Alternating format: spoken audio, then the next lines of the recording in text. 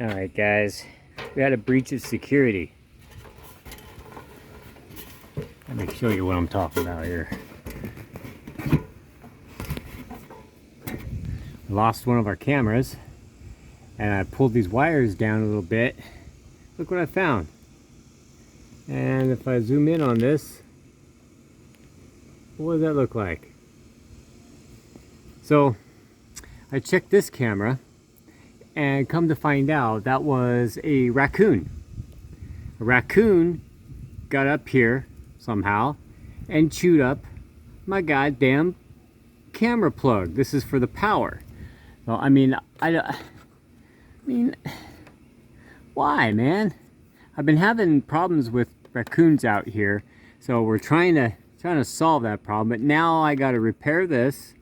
I don't know if I'm gonna try to fix that or reinstall another camera, but these are like $40–50 each, and look at that. So I'm gonna try to round that out so that I can keep using this camera, but I don't know if that's possible. So let's find out. Okay, now we were able to straighten it out. See all the bite marks on there? That'd be some strong ass jaws, man, to do that.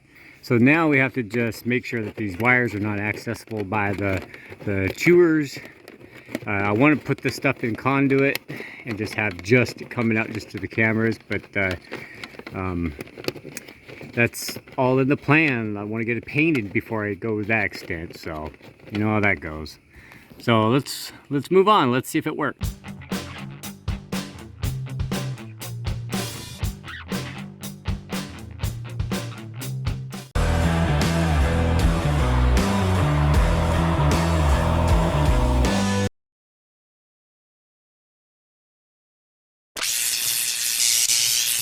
Hey everyone, thanks for tuning in to Cobra Vids. This is going to be a quick little painting tip, and what we're doing here is we are repainting this room the same color, but we're just giving it a refresh. And I just showed you a quick little trick that since you're painting it the same color, you do not have to mask off everything if you're not the careless type of guy.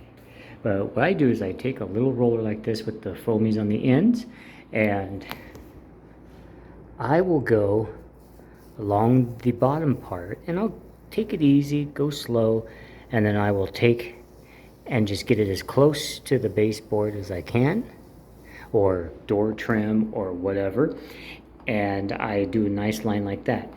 And the little gap that's left in there is not going to be a big deal because it's all going to dry. It's going to dry the same color. So that is how you can save money on rolls of masking tape. And of course, when you do the trim, you have to mask off along the wall there. You can't really do that, get that edge there with the roller like that. But anyway, yeah, and then when you use the large roller, you're just coming down, just crossing that line a little bit, and you don't have to worry about marking up your baseboards or your ceiling. So I hope that helps you out. Okay, this is pretty much what you want to do to all the corners and edges of your room that you're painting, and that way there, when you take your big roller, you don't have to worry about touching the areas you don't want to touch. Okay, here's a little short video of how not to put a wall plate on. These here are usually used to cover a dual gain outlet box. And, you know, if you remove the outlet, don't use it, you put one of these covers on. But look what somebody did. Look at that. That's not how to do it, guys. Put a regular single gain flat piece on here. Do it right. Do it the first time.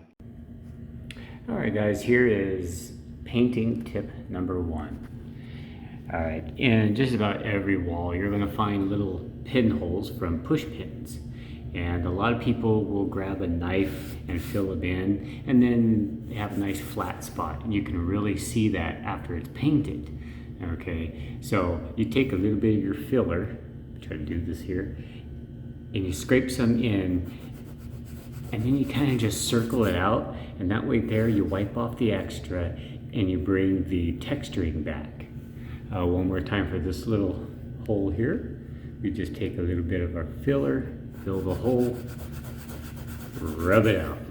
And that way there, those holes are filled, and when I paint this, you won't even be able to tell that hole was there. And it also works for larger screw holes too, but there's a little more involved, a little more care in order to get it that nice. So, all right, that's another tip. Alrighty guys, here's another hole. This is a screw hole. You see how it kind of flares out some?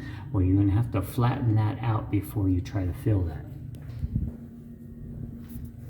And what I do a lot of times, I just take the end of a screwdriver and just kind of work it back into the hole. And then what you have is a flat little hole, not as intense as what it was when I pulled the screw out of there. And then you take your filler, fill it, smooth it, kind of rub it around, and that will bring the texturing back out around it. And same thing with this little micro pinhole right there. And then once that's painted, I'll try to remember to bring you back to this spot. Once it's painted, you won't even be able to see it there. Have you ever gone to remove a plate, switch, or other cover like this, and it be stuck to the paint and you have to pop it off, and sometimes you tear the texturing right off the wall? Well, that's because when people paint a wall, they immediately put the plates back on, and it squishes into fresh paint and it locks it in. So if you're going to paint a wall, remove all of the covers and then wait 24 hours before you put them back on, and you won't have as much sticking. You'll have some, but it's not going to pull off paint and texturing off of your wall. They call him Flapper, Flapper,